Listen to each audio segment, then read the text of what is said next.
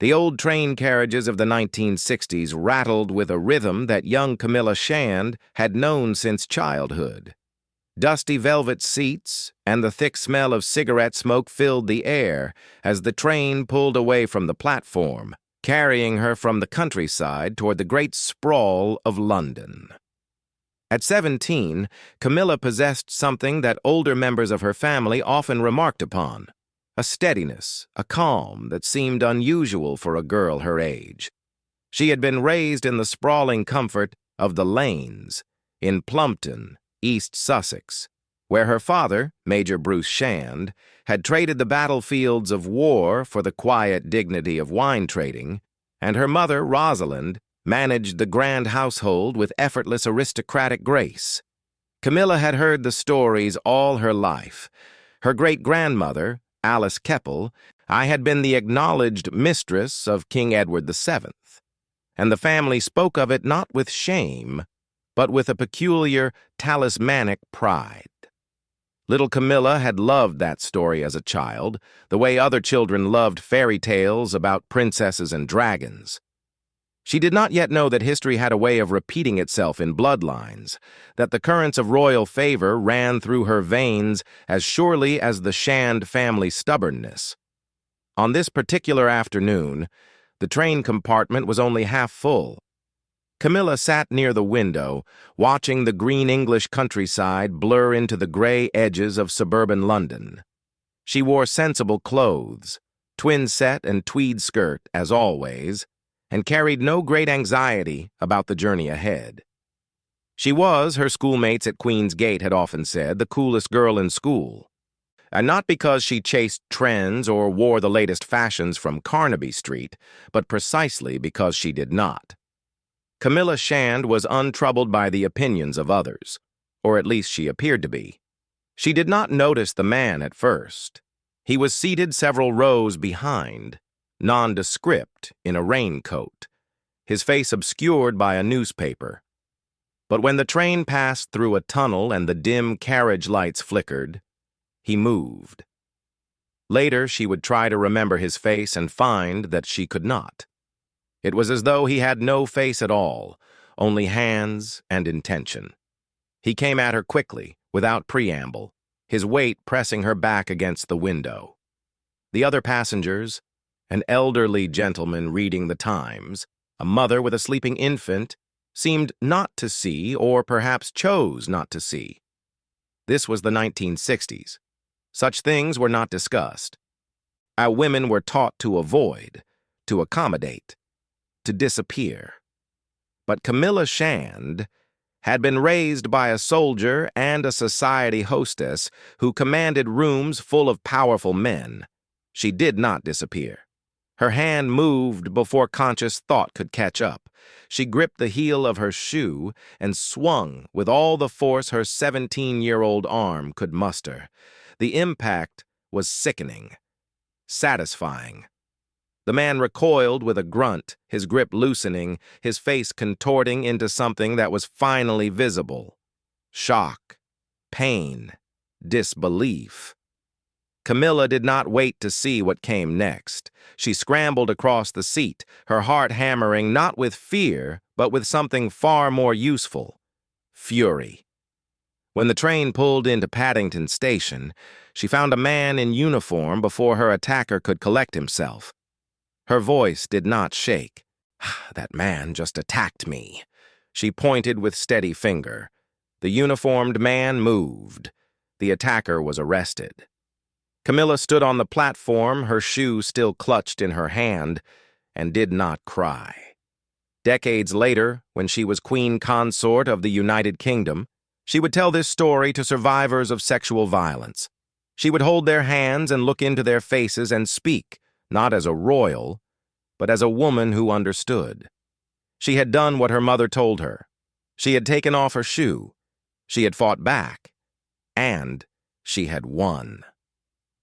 By the 1990s, that fierce girl on the train had become the most vilified woman in Britain. The newspapers called her things that would have made her great-grandmother blush. She was the Rottweiler, the other woman, the wicked seductress who had broken the fairy tale. That hate mail arrived in sacks at her Wiltshire home. Anonymous callers rang her telephone at all hours. Her daughter, Laura, was taunted at school.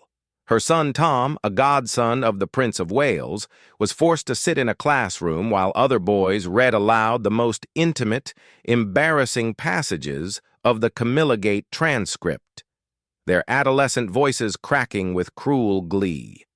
Camilla endured it as she had endured the man on the train, with her spine straight and her expression unreadable. But this time, she could not simply swing her shoe and make the attacker disappear. This time, the attacker was the entire world. Her marriage to Andrew Parker Bowles had long been a comfortable arrangement, a treaty of mutual independence rather than a love match. Andrew was handsome and charming and utterly faithless, and a womanizer whose conquests had included, it was rumored, Princess Anne herself. Camilla had known this when she married him in 1973.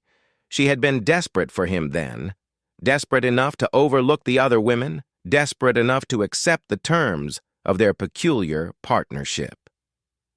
But desperation fades. What remained was friendship, habit, the shared history of two people who had raised children and weathered scandals and understood each other's flaws without judgment. The Camilla Gape tapes changed everything.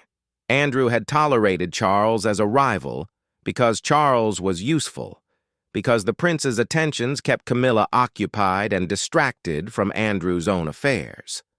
But being the nation's most famous cuckold was not a role any man could sustain with dignity. When Charles gave his televised interview to Jonathan Dimbleby in 1994 and finally, clumsily, acknowledged that Camilla was more than a friend, Andrew's patience snapped. Camilla had begged Charles not to do it. She had known what would follow. But Charles, for all his sensitivity, could be remarkably blind to the consequences of his own honesty. The divorce was finalized in January 1995. Camilla moved to Ray Mill House, a comfortable, chintzy property in Wiltshire, only 20 minutes from Highgrove. Visitors described it as just the sort of home Charles loved. Warm, unpretentious, a place to squidge about in woolly socks with dogs underfoot. It was also, perhaps not coincidentally, a place where Camilla could finally be alone. She was 47 years old. Her marriage was over. Her reputation was destroyed. And her children had been wounded by her choices. And yet, somehow, she did not crumble. The same friends who had sheltered her and Charles for years, the country house owners who provided discreet travelodges for their liaison, now rallied around her. They brought food and wine and gossip. They sat in her chintzy sitting room and refused to let her drown. It was during these dark months that the letters began arriving from Kensington Palace. Not from Charles, who was struggling with his own public relations disaster, but from a young man Camilla barely knew. Prince William was 13 years old when his parents separated, 15 when his mother died, and 19 now, a university student with his father's fair hair and his mother's wary eyes. His letters were formal, careful, the handwriting still boyish, and he did not declare affection or offer forgiveness. He simply asked questions. He wanted to understand. He wanted to know who this woman was and what she meant to his father and whether there was any way forward that did not involve permanent warfare. Camilla answered every letter. She did not make excuses. She did not blame Diana, who was dead and beyond blame. She told William the truth as she understood it, that she had loved Charles for most of her adult life, that she had never intended to hurt anyone, that she could not undo the past, but she could try to be worthy of the future. She did not ask for his blessing. She did not ask for anything at all. William, for his part, was doing something extraordinary. Diana's friends had warned him against this correspondence. They spoke of betrayal and memory, so of the sacred duty of a son to defend his mother's legacy. But William had inherited his mother's intuitive intelligence as well as his father's stubbornness. He understood that hatred was a luxury the royal family could not afford. He understood that his grandmother, the Queen, was aging and that the monarchy must endure. Most of all, he understood that his father was a lonely man who had finally found someone who made him happy. The reconciliation was gradual, almost imperceptible. A tentative Christmas invitation, a polite conversation at a family gathering, a shared joke about the corgis. Years later, when William married Catherine Middleton, Camilla was not the wicked stepmother of fairy tale, but a reserved, dignified presence on the periphery. She did not try to replace Diana. She did not try to mother the boys, and she simply stayed steady, reliable, present. And eventually, the boys stopped seeing the tabloid caricature and began seeing the woman who had survived everything the world had thrown at her. The year 2014 brought Scotland to the precipice of dissolution. For 300 years, the United Kingdom had held together through wars, depressions, and the slow unraveling of empire. Now it faced a quieter, but no less existential threat: a referendum on Scottish independence. Polls showed the race tightening. Nationalists spoke of freedom and renewal. Unionists warned of economic catastrophe and geopolitical irrelevance. The Queen, as she had done for 62 years, remained studiously silent. But behind the gilded doors of Buckingham Palace, silence was not the same as neutrality. Elizabeth II had strong opinions about the union. She was, after all, Queen of Scots, as well as Queen of England, and she had spent her entire reign cultivating the delicate ecology of British identity. She believed in the devil, you know, in the wisdom of slow evolution over revolutionary rupture. When her private secretary briefed her on the latest polling numbers, her face revealed nothing, but her questions were precise and pointed. Prince William, then Duke of Cambridge, was 32 years old.